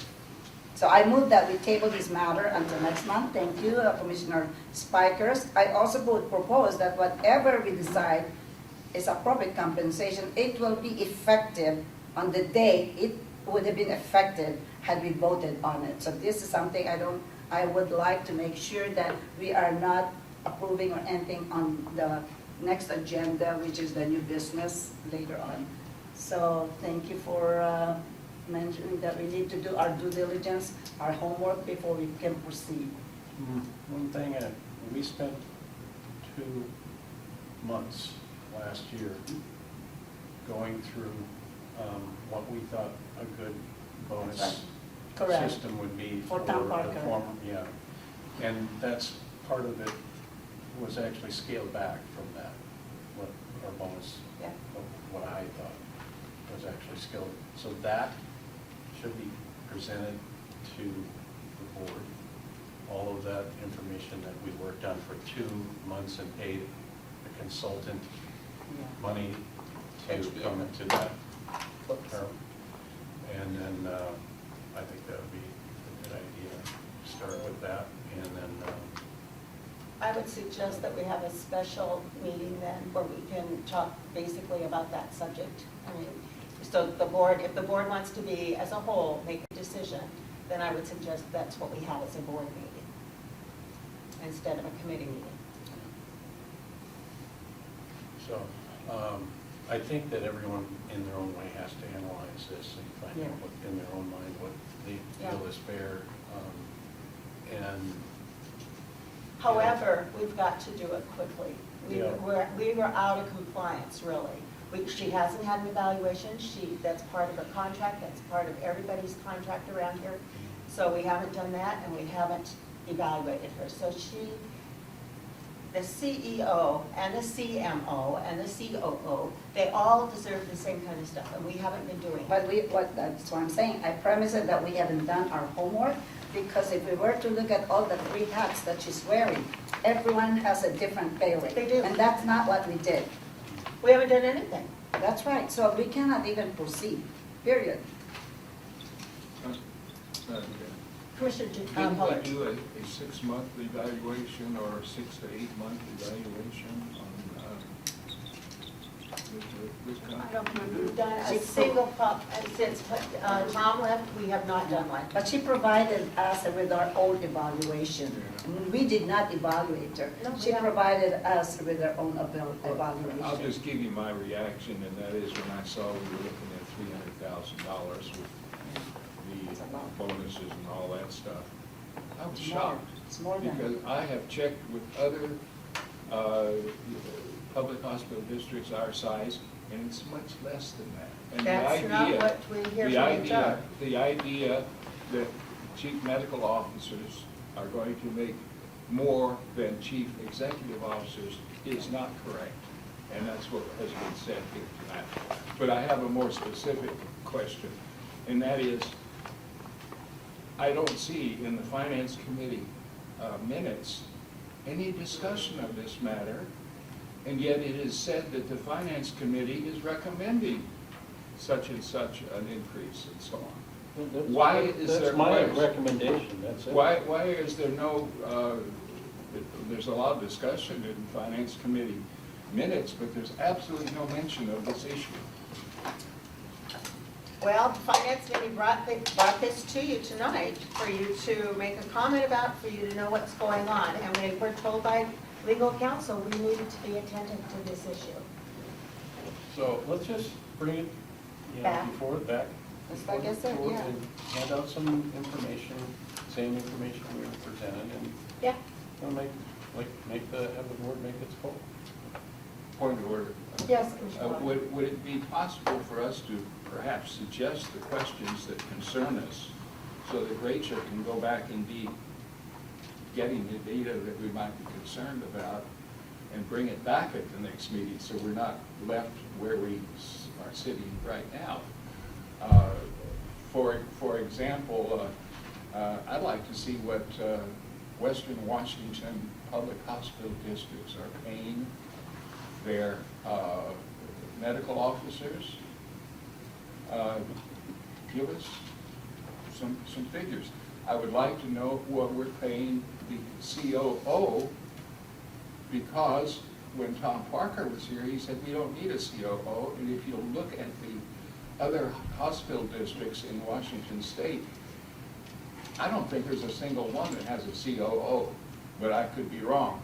There could be one or two. But Yeah. basically, there are no COOs in public hospital districts of 25 beds. They're not needed. Well, it sounds- That's not true. That's not true. All right, well, could you perhaps look at that and see, are there COOs in the other public hospital districts in the state? Because, Yeah, I mean, we can look up what information's available. sure, and what are they being paid? Like, I'd like to know tonight, what are we paying our COO? Because it never came up for discussion in the board. See, these are the things, But it's in the budget. When we voted the budget, it was in the budget. I'd like to. but there's no I think- detail on how much each of those positions are being paid. Is it there, like, because I have to look at the Washington State, website on hospitals, and all those, are posted in each of that, I'm talking about, you've seen it. So we're all on 6 digits. I think it is our job to protect the assets of our community as well as our taxpayers. And if we're paying 6 digits for 6 or 5 executive staff, that's a lot of money for a 25-bed facility. Well, I It's think a what we lot. should do is find out the hospitals that have like CFO and CEO, and find out if they have a COO. If not, or if they just Some have of a. them don't have COO, some of Let me them. Yeah. finish. Go ahead. Okay. Sorry. If they have chief financial officer, or chief medical officer, we need to find out what the administrative staff and what their salaries are for, maybe, I believe the Kittitas is been mentioned by you as a? Yeah, as actually, something that- Kittitas, now this has been a couple of years since I researched this, but Kittitas does not have a full-time medical officer. They have a part-time medical Okay. officer. Let Dr. Woodcock. I mean, just And to, yet, just to offer. Kittitas is a absolutely fantastic prize-winning district, but they don't have a full-time medical officer. Just, I mean, so it's awkward to jump in, but just let me jump in with facts. And that is, we don't have 5 executives, we have 2.5 executives. But Emma, there are 5, there are 2 executives and the 3 are staff employees that are receiving the pharmacy director, the, yeah, So we pay, so we pay CFO. market wages, so, I mean, there would be an issue about market. Fair market, not Yes. just market, fair market Fair market. value. Yes, fair market Right. value Correct. is the right word. Right, Thank you. right. Kittitas has a full-time CMO, a full-time CFO, a full-time COO, and an executive. It does not have a full-time medical officer. It does have it All because right. I work with him All right. all the Yeah, time. Commissioner All right, So, that's fine. so There's just no make sure problem. that you know. It was 2 years Hey, ago. hey. Point of order. Point of Commissioner order. Pollard, just let the president. Let Dr. Woodcock finish what I'm she sorry, said. I apologize. Thank you. But No but. You apologize, thank you. Dr. Woodcock. Thank you, and I would just. Have to be Uh, violent. That's not have to be Excuse me, violent. would you please let Dr. Woodcock talk? Yeah, but don't be violent. I'm not being violent, Okay? I just You would like are. people to be quiet. Go ahead. You're Yes. not in charge, Emma. I've already told her she can talk, she doesn't need your permission. Stop, enough. Go ahead. I'll relinquish the floor. So can I just speak, let's see if this material's out at least a week before the next meeting, and then we can discuss then, and then hopefully people's eyes will be opened a little bit as to what the real market value of Dr. Woodcock is. So I'm pretty sure that you'll understand what I was trying to say at the beginning. So, and leave it at that. Okay. I All have, right, so we will clarification. leave that old business done. We now have new business. Point of order, please. We're moving on, Commissioner Paul. Well, I have a point of order. What is your? And well, actually, it's a point of parliamentary clarification, and that is, Mr. Spiker said the next meeting. Now, are we talking about a work session, or are we talking about the December regular meeting? Need your clarification, thank you. What do you think? I think a board meeting, that's what I thought. Yeah. That's what Would this be Yeah. the December regular Yes. meeting? Yeah, Okay, Yeah. thank you for the clarification. thank you for the question. May I need a clarification for a moment? Yes. Emma made a motion to table this, there was no second. There was no second? I can't hear always. There was Okay, no I'll second repeat. made. So I repeat my motion. So everybody, because there were so many distraction and interruptions when I was saying it, moving away from, okay, let's just make sure, I want to make sure that I have my right question here. Okay.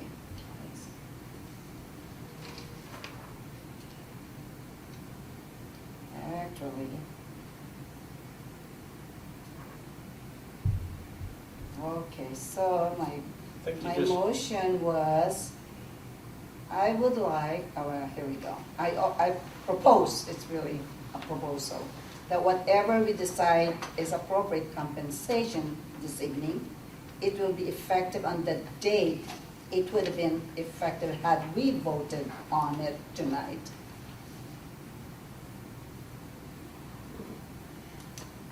Madam President, that's not what I understood the motion to be. I understood, as I think your clerk did, that she wanted to move to table compensation issue.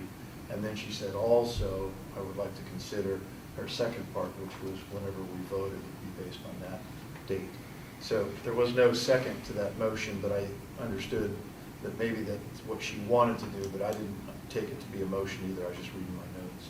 So if it is a motion, it should be put in the form of a motion, receive a second, vote as to whether or not to table, and then you would identify whether it's to table it to a specific time and date or indefinitely.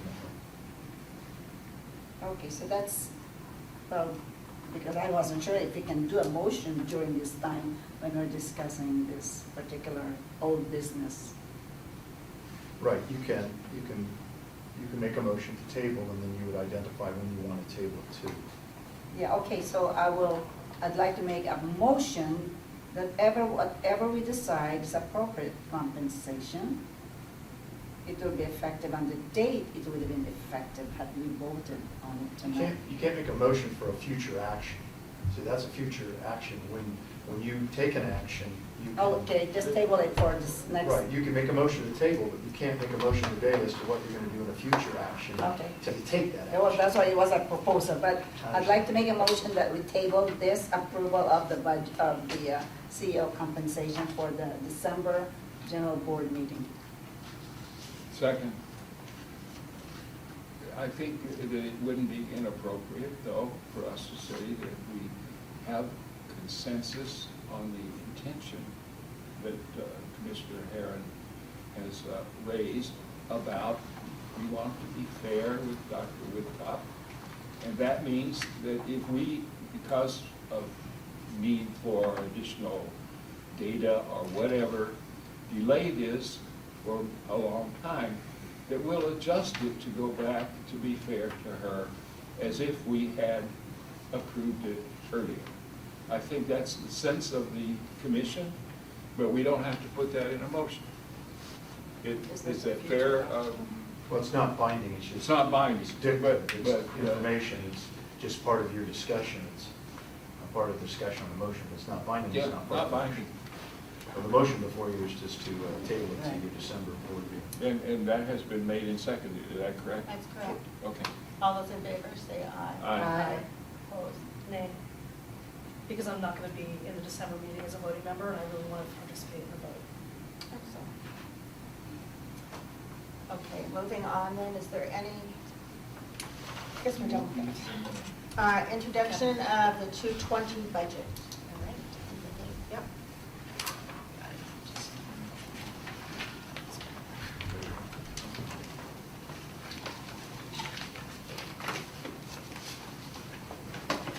So while Val gets us up and going, again, I'm jumping in for Steve, and so he was already ahead of the game and had slides ready to go. Have his slides to be able to work through. Thank you, Val. So tonight what we're doing is presenting to you the budget as it stands right now, so you have first glimpse at it. The official hearing is next week. So we're still working just some final tweaks on it, but really ready to bring it to you. So as I said in my introductory remarks tonight, we approached this from a very conservative perspective. We did not take into account affiliation, so we didn't make any predictions of growth. Excuse me. And so we really based them on volumes of this year. We did leverage some of the momentum that we have in some areas later in the year, and so you'll see those represented. And then we've already talked about the 2 new programs of the Sleep Center as well as the Reference Lab. Those are accounted for. So, and again, as I said earlier, our managers were a big part of putting this budget together, as they are every year. And we deal with them both on volumes of services, as well as any expenses that they may anticipate incurring, or expenses that they may anticipate not having in this upcoming year that we've had in this past year. And then we've been spending a lot of time with salary increases, so not only just the cost of living increases, which we do on an annual basis, but as Commissioner Spikers referenced, we have been working over the last several years towards benchmarking, towards working in a market-based economy. And so, I'm sorry, I'm just going to grab my coffee in case I need it. You don't want water? No, I coffee.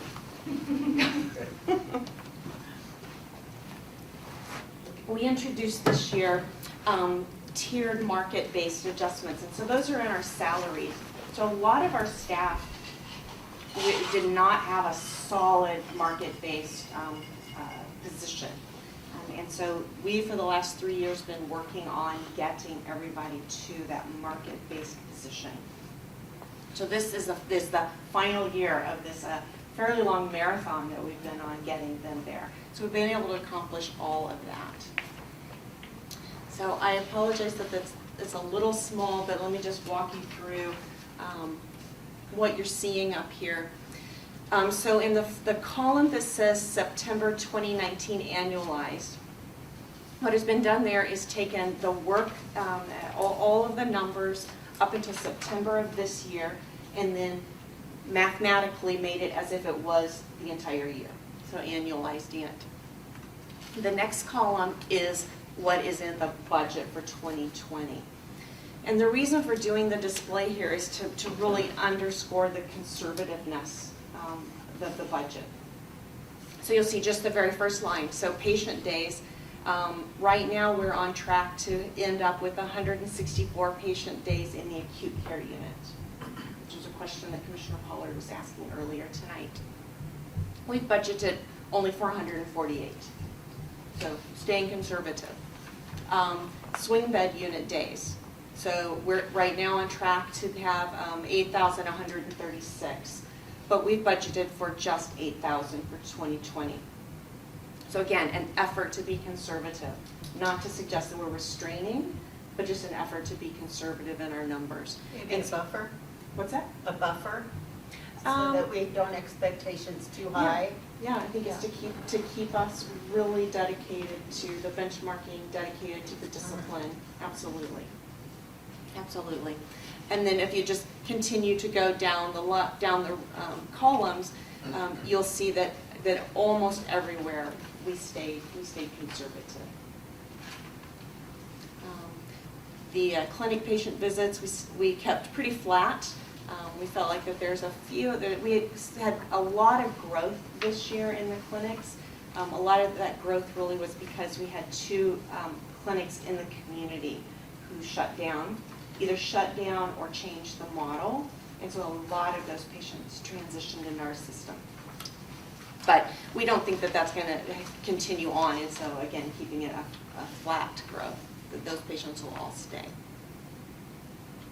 Any questions on that before I go forward from this slide?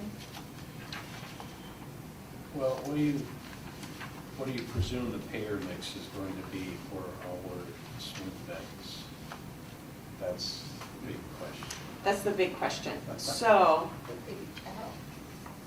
what we did was, and I'll come back to that other slide, but what we did was in the contractual adjustment, because that's where the impact is for the pay mix, we went ahead and we were extremely conservative there. I think Steve gave me some numbers on a different sheet. But if we really did our contractual adjustments as they have been earlier in the year with a much more favorable payer mix, the contractual adjustment would be quite a bit different number there. So we only put it about 60% of what it would otherwise have been, because we can't predict what the payer mix is going to do. What's the total percentage of Medicare and Medicare Advantage that you perceive for next year? Because we've kind of been going on an upward trend, and I know that will affect our AR Yeah. to some degree. Right. Yeah. And So they that could took- affect our bond covenant. Well, So, probably not the bond covenants, just because of all the other things that we have in place. yeah. But rather than taking, because we have seen a change in the payer mix over the course of the year and having nothing at all to guide what will be in the next year, I opted to only stick with the payer mix that we've seen in the later part of the year. Because that's the first of the year and the second of the year. The latter half of the year is a less advantageous payer mix. So rather than dilute it out with the richer payer mix that we had earlier in the year, just stuck and moved into 2020 with a less valuable. Okay. Did I get at your question? Yes. So the budget as presented here takes it down to a bottom line of $532,000. So, and is Commissioner Spiker was refreshing everyone's memory, this year, our bottom line projection was around 190,000. I did skip a slide, and I just want to not conceal it. From the two new programs for this next year, this was what the pro formas and the current growth rates suggest, that these will be the additional revenues that come from these. Maybe change the format of the second bullet, the second level bullets. They look negatives. Yeah. It jumped at me for a moment, I'm like, Sorry. oh, no, that's just the second level bullet. Templates. Thank you. I'll Make it a You wear the plus. same Make it a focus. plus. Thank you. Those are bullets. So I do want to refresh people's memory, and especially Commissioner Carter. 2 years ago, when we did the budget, we projected $660,000. And I think we were in the negative almost $500,000. So we're off by $1 million. And that's when I went to work with the committee, and I said, we really need to look at things. So we really let's project these things at a better value. And then we started doing our, what was it, quarterly. Truven benchmarking. Yeah, Truven benchmarking, and then we did we started looking at things every quarter. We did our own preliminary cost report adjustments. Cost reports. So we've gotten closer and closer to predicting what our budget will be. So I'm just letting you know that it's gotten Much better. 10 years ago to now, it's like night and day. So what is it from last year compared to, at the end of this year, compared to the 2020 budget? I think that 500,000 is probably fairly conservative, just because we're going to have about, in our budget, we've only had 4 or 5 months of 100,000 that we didn't know we were going to have. And the sleep study had a little startup cost, we had a little bit more there. There's probably, we're going to have some salary increases, which will offset the 1.2 million that we didn't have projected for this year. So it's probably fairly conservative, especially when you're looking at having less patients in almost all the categories. So I think that's about as conservative as you can get, really. I think it's real honest. If I would have seen anything but about even or below, I would have been suspicious. So I think it's pretty honest. Because we hold everybody to such a monthly accountability, it would be demoralizing to our staff if we were to create something that wasn't reality-based and that they weren't going to be able to succeed at. And that's the mentality and the work ethic and the people that work here as kind of a community type of place. And I think you kind of hit the nail on the head with that. I think they would be disappointed in themselves if they didn't get somewhere. So hopefully they'll feel a little good about this. So on the salaries, because in the finance committee, does that detail each of those high and salary personnel? The salary increases, Exactly.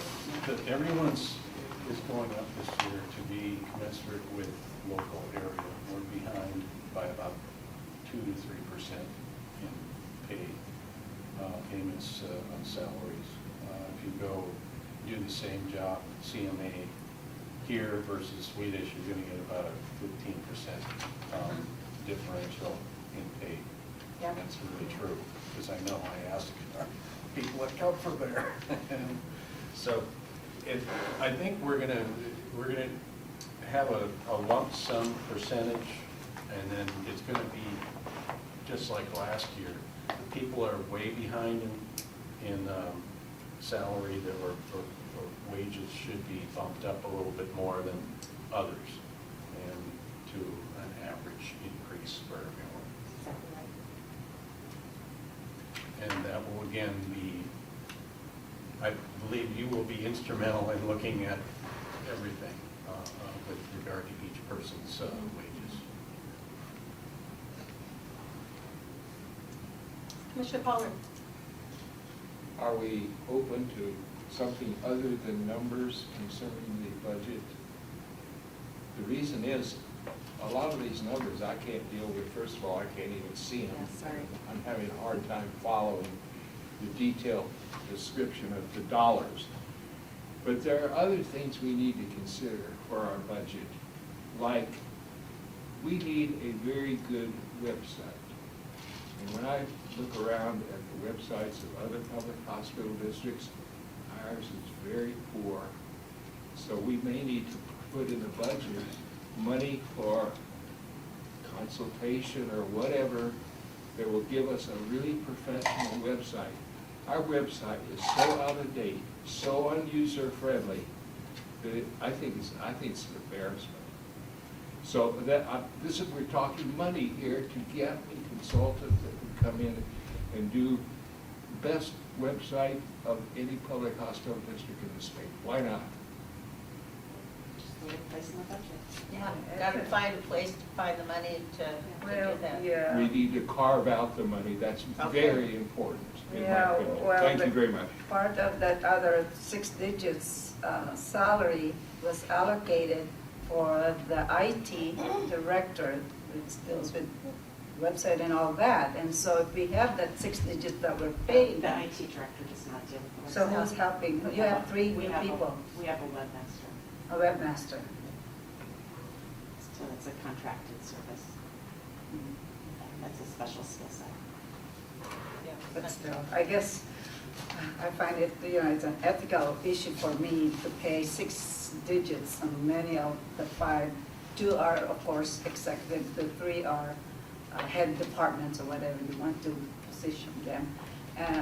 With the debt that we owe right now, I know it's decreasing, but still around 98 million. We still haven't, we made a little bit of a dent, so that's something I think that I find it very difficult to,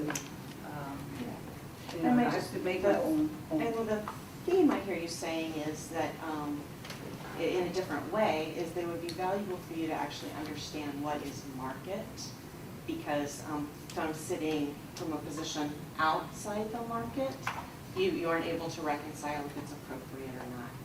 That's why I Yeah. have to do more homework. That's okay. I have to do my due diligence in this, so I can You're welcome understand to, all or of we that. have all of that, because I guess a couple things I want to make sure you know. We don't pull these out of our back pocket. All of our salaries are based off of market information. We purchase it. We use an organization called Millman, which all the other hospitals do as well. It's contributed to by Puget Sound, everybody in the state, everybody in multiple states around. We have sliced and diced that in all kinds of different ways to make sure that we're looking at the right grouping. It's something that we've used for consistency over the years as well. And that's what we use to identify what our salaries are. And so while it may, like I said, from the non-healthcare perspective, you may not have the insight into what's normal. But that would be what we can help position you all to I have. also would like to know where they are looking at and how they determine it. I mean, what you had mentioned, Millman and others, what survey or what report are they looking at? Millman is the one who produces the survey. Oh, okay. They are the producer, so they collect information from all the hospitals around. And information is collected based on job description, so each job has a unique number that describes the job, so that you're comparing IT director to IT director to IT director, and they all have the same job description. And so that's what you're looking at. So those would be so I think data is the loudest voice. So to be able to bring that, we can help get you set up to have those eyes. So should that be a work study for us coming up, some kind of a work study on how the salaries, how we do salary-wise? how it is determined, you know, Absolutely. the measurements of that, the objectives of it. Those are things that we need to know, because I don't think we really got into any of that specifics. It's always we are presented with a summary, a narrative, and there's no, I mean, I don't say there isn't, but sometimes we need supplemental of what we are being presented, and we don't have that. Reading a summary doesn't really tell me Because anything. your obligation is to approve the overall budget. Right. How the budgetary dollars are managed Right. is what you hand off to me to do. Mhm. But it's great education for you to know how that's done. Thank you. So we'll find time somewhere. Okay, that's all this one. Is that it? So that's the last of it. Well, that's the introduction to the budget. Oh, Yep, that's it, that's it. And now we have public comment, and we ask that you keep your public comment to 3 minutes. Is it my turn? It is your turn. I am Sandy Johnson. I am a resident of North Bend, so I live in the hospital district. I am also a healthcare attorney, and since I am here, and you guys are discussing some issues that are really, really important and really, really risky. So I'm just going to say a couple of things to give you general information. I hope it's helpful, okay? Just a couple of things. The first is, you said you need to do a CMO evaluation. In the world of the federal government and the world of healthcare, us regular mortals can't evaluate physicians, okay? Only physicians can evaluate physicians. So what's usually done is that in the case of a CMO evaluation or a chief of staff evaluation, it's the executive committee of the medical staff that conducts that.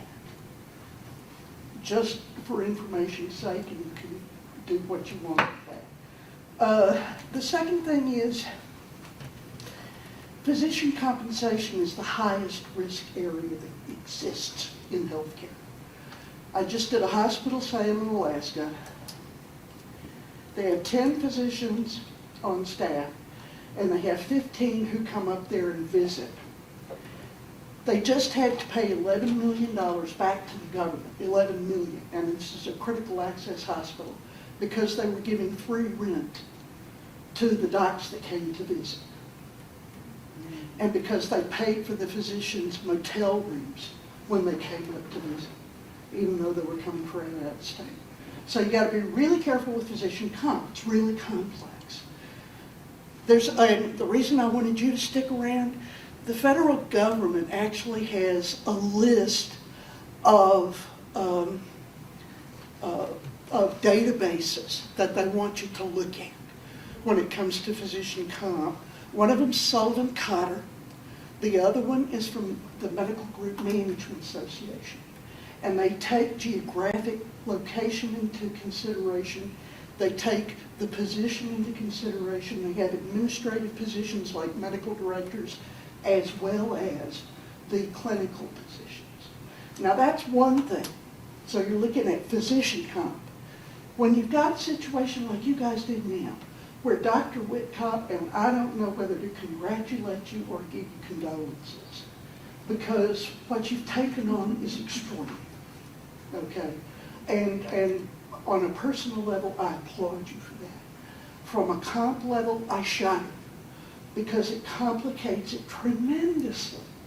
What the government thinks is that if you're paying a physician for a position that is not normally filled by a physician, and that's CEO, what you're really doing is funneling extra money to the physician, disguised as payment for CEO work.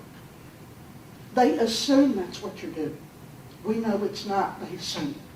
So what it does is to introduce a level of administrative difficulty. What you've got to be able to do is to show what you're doing as CEO and how much time you spend doing it. so that you can tie particular money to being CEO and tie the rest of the money to being CEO. And that way it stays clean. And those surveys have that kind of information in them. That said, I know my time's up.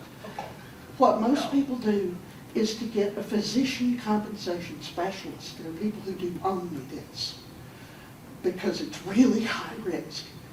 But if you get a physician comp specialist, they can tell you how much should be for CMO and how much for CEO. Okay? And the last thing, when you're talking about what the census is, for people like me who are not finance people, it would be really helpful if you could break out how much of it is acute beds and how much is swing beds. Thank you. Thank you. Thank you.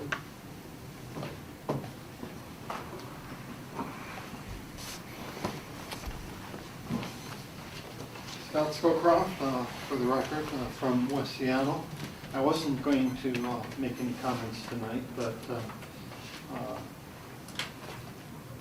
in response to the election, I got a private email from someone wondering why I spend so much time, what my effort for the district has been, and I'm writing a nice reply. It's 5 pages now, I'm going to try to whittle it down to 1, but it goes through a lot of the history of the hospital district from the turn of the century in 2006 when I came on board.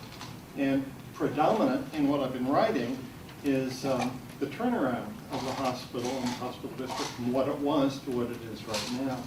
And very prominent in what I've been reviewing these past few days is the contribution that Dr. Whitcomb has made in terms of making this the I think, world-class, first-class facility that it is. The medical excellence and the administrative excellence that's under her. So I don't know how you come up with a fair pay for her, but I hope that you make her whole, and I also hope that you do something that isn't just average or market share. If you think that the job that she's been doing is superior, I hope that you do the right thing and provide her something that is commensurate with that. I think that's only fair, and also I think there would be a good morale booster, not only for her, but also for everyone who works with her, and would feel very badly if they felt that their leader was not getting properly recognized for the job that she's done, not only now, but actually from the beginning.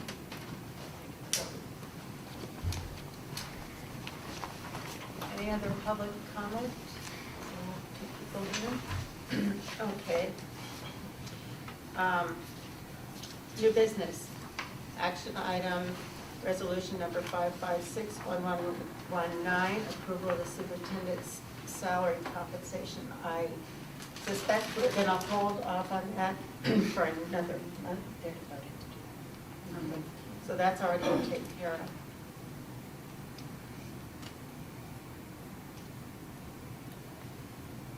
Okay, and then good of the order, commissioner comment. Each commissioner shall have one comment period limited to 3 minutes. And Commissioner Pollard? Well, I just want to thank the comment from Ben's neighbor. And I see the logic of what she's saying, and that is that medical people should probably be evaluated by medical people. But then the board has the responsibility of the compensation. And we can't shrug that off to the medical committee, for example. That is our responsibility. So I think there are 2 things here. Yes, medical people could be evaluated by medical people, but when it comes to compensation, it's the board's responsibility to make sure that it's in line with market value and other considerations. Thank you, Commissioner Pollard. Jen? So we're coming up on Veterans Day, and I just want to thank everyone that works for the hospital, anyone that's in this room or watching the video that's a veteran. I'd like to thank you for your service. And I know that in the room we have at least one veteran, and that's Commissioner Pollard. So by a glitch of the statutes, I won't be a commissioner next month only. I'll be back again in January because of the way my appointment worked and what have you. So I'll be back in January, but there's going to be something very important in December, and I want to be able to say my piece. And that is the issue that came up last month of the censure of Commissioner Pollard. This is a man that is a U.S. Navy veteran. He's a Foreign Service officer. This is someone that has given his entire career to public service. And I hope that you will allow him to retire with dignity and gratitude, and that you will just let this censure motion get withdrawn or dismissed or what have you. It's ugly. It makes me very sad. I'd like for us to move on, let Commissioner Pollard retire with our thanks. That's my statement. Thanks. Thank you. Commissioner Spikers. Well, it's easy for you to say that, I guess. You haven't been here as long as I have and had to deal with Commissioner Pollard. So it can be gone. All I want is an apology. That's it. Emma? Echoing on what, regarding relationships, and this is my, I think, 4 years now. And when we did our board evaluation, one of my comment there is that we need to really look at our behavior in public. You know, we need to study and learn the decorum.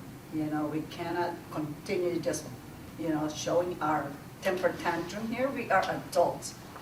I do not want to see that we are, in the last few months or maybe a couple of years, it's been, happening. And now I don't want to see any of those temper tantrum again. We are adults, especially in front of the public.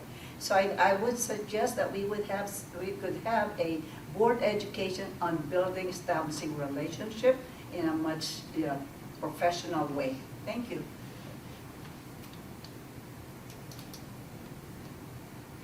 I don't know that I have much to say. I will be ending as president of the board. I will have filled out my term, and next year Emma will step up, and I think that's the way we planned it, and I think that's good. I think there's always a new day. There's always new experiences to be had, and we can either sit around and wallow in the past and make that today when in fact it's a new day. Every day is a new day. So I would hope that for all of us that we appreciate the strengths that we all have more than the weaknesses that we have. And we all have strengths and weaknesses. So it's not just one individual, it is us as individuals. So the next thing for us in the coming year, regardless of what the board looks like, we need to work together as a group, as a board, and not a bunch of individuals that all have their own agendas. So that's my sense. All right, I make a motion to adjourn. Second. Any discussion? We don't discuss. All those in adjournment. favor say aye. Aye. Aye. Any discussion?